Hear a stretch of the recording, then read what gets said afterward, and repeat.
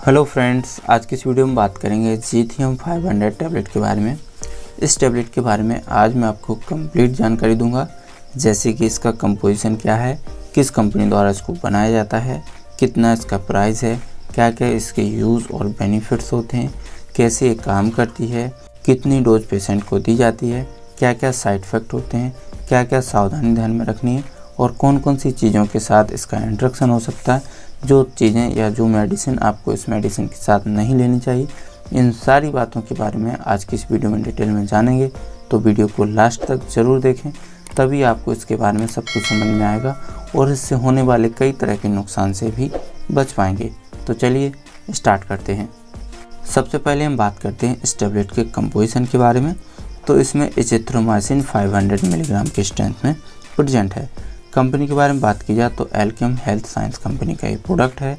और प्राइस के बारे में बात की जाए तो 5 टैबलेट का प्राइस 119 रुपये 50 पैसे है। अब हम जान लेते हैं इसके यूजेस और बेनिफिट्स के बारे में, कौन कौन सी समस्याओं को ठीक करने के लिए इस टैबलेट का इस्तेमाल किया जाता है। ज़िथियम 500 टैबलेट एक मैक्रोलाइड ग्रुप की एंटीबायोटिक है। बैक्टीरिया से होने वाले संक्रमण को ख़त्म करती है, यानी बैक्टीरियल इन्फेक्शन को ख़त्म करती है। ये कई प्रकार के इन्फेक्शन को ख़त्म करती है, जैसे कि रेस्पिरेटरी ट्रैक्ट इन्फेक्शन। ये इन्फेक्शन हमारी श्वास नली से संबंधित होता है। इस इन्फेक्शन में आपको कई तरह के इन्फेक्शन हो सकते हैं, जैसे कि निमोनिया का इन्फेक्शन हो सकता है, ब्रोंकाइटिस का इन्फेक्शन हो सकता है, या फेफड़ों से रिलेटेड अन्य कोई इन्फेक्शन हो सकता है। तो इन इन्फेक्शन को ख़त्म करने के लिए इस टैबलेट का इस्तेमाल किया जा सकता है। इसके अलावा और भी कई प्रकार के इन्फेक्शन होते हैं, जैसे कि ईयर इन्फेक्शन। अगर किसी व्यक्ति को कान में किसी तरह का इन्फेक्शन होता है तो उस इन्फेक्शन को ख़त्म करने के लिए भी ये टैबलेट दी जाती है। अगर किसी व्यक्ति को गले में किसी तरह का इन्फेक्शन होता है, जैसे गले में खराश होने लगती है, खांसी आने लगती है या निगलने में परेशानी होती है, तो ऐसी कंडीशन को दूर करने के लिए भी ये टैबलेट दी जाती है।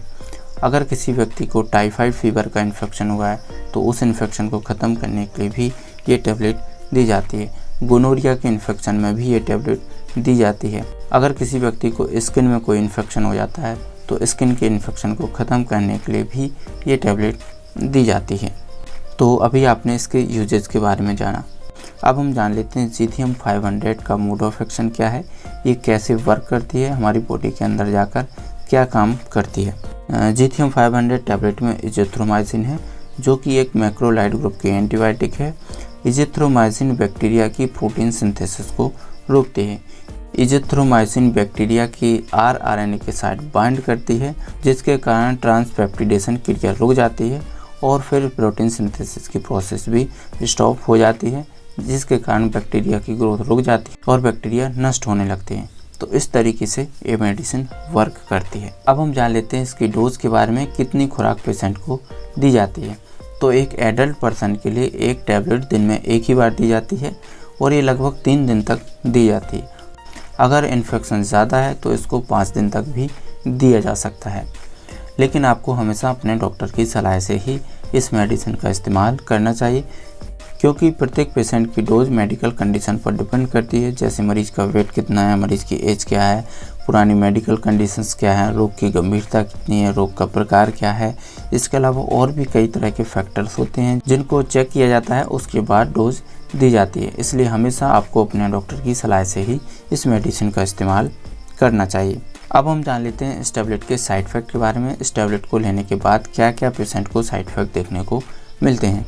तो इसके कुछ कॉमन साइड इफ़ेक्ट देखने को मिलते हैं, जैसे किसी को स्टोमक अपसेट की समस्या होने लगती है, यानी पेट में ऐंठन होने लगती है, डायरिया की समस्या होने लगती है, यानी दस्त लगने लगते हैं, एब्डोमिनल पेन की समस्या होने लगती है, यानी पेट के निचले हिस्से में भी दर्द होने लगता है, नोजिया वोमिटिंग की समस्या होने लगती है, सिर दर्द की समस्या हो सकती है, चक्कर आने की समस्या हो सकती है, जो हार्ट रिदम है वो इरेगुलर हो सकती है। तो इस प्रकार के साइड इफ़ेक्ट इस मेडिसिन से देखने को मिल सकते हैं। अब हम जान लेते हैं इसकी प्रिकॉशंस के बारे में, आपको क्या क्या सावधानी ध्यान में रखनी है इसका इस्तेमाल करने से पहले। तो सबसे पहली, ये प्रिस्क्राइब मेडिसिन है, हमेशा आपको अपने डॉक्टर की सलाह से ही लेना है। अपनी मर्जी से कोई भी दवा का इस्तेमाल नहीं करना चाहिए। नेक्स्ट है, अगर किसी व्यक्ति को इस मेडिसिन से यानी एजिथ्रोमाइसिन से किसी तरह की एलर्जी होती है तो ऐसे व्यक्तियों को इस टैबलेट का इस्तेमाल बिल्कुल भी नहीं करना चाहिए।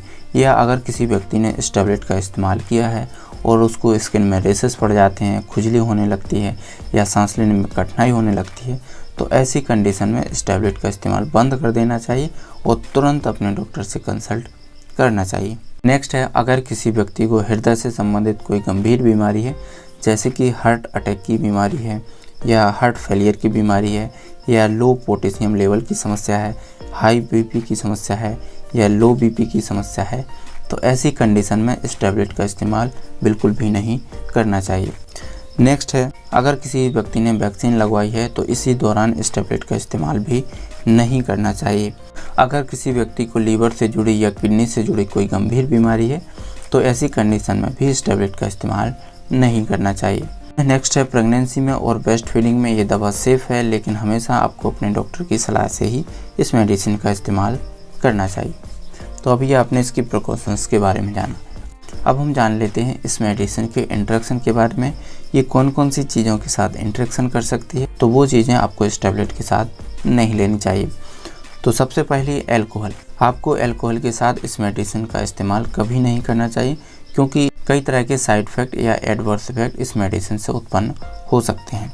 नेक्स्ट है, कुछ एंटासिड मेडिसिन के साथ इस मेडिसिन का इंटरेक्शन हो सकता है और इस मेडिसिन का इफेक्ट कम हो सकता है, इसलिए कभी भी आपको एंटासिड के साथ इस मेडिसिन का इस्तेमाल नहीं करना चाहिए। अगर एंटासिड की ज़रूरत पड़ती है तो कम से कम 2 घंटे पहले या 2 घंटे बाद एंटासिड का उपयोग करना चाहिए। कुछ एंटी कैंसर दवाइयाँ हो सकती हैं, कुछ एंटी कोगुलेंट मेडिसिन हो सकती हैं जिनके साथ इसका इंटरेक्शन हो सकता है, तो ये दवाइयाँ भी आपको इस मेडिसिन के साथ नहीं लेनी चाहिए। तो ये थी जानकारी ज़िथियम 500 टैबलेट के बारे में। उम्मीद करता हूँ आपको जानकारी अच्छी लगी होगी। अगर आपको वीडियो अच्छी लगी तो इसको लाइक करें, शेयर करें और दवाइयों से जुड़ी जानकारी पाने के लिए हमारे चैनल को सब्सक्राइब ज़रूर करें। यदि आपका कोई सवाल है या सुझाव है तो कमेंट में ज़रूर लिखें।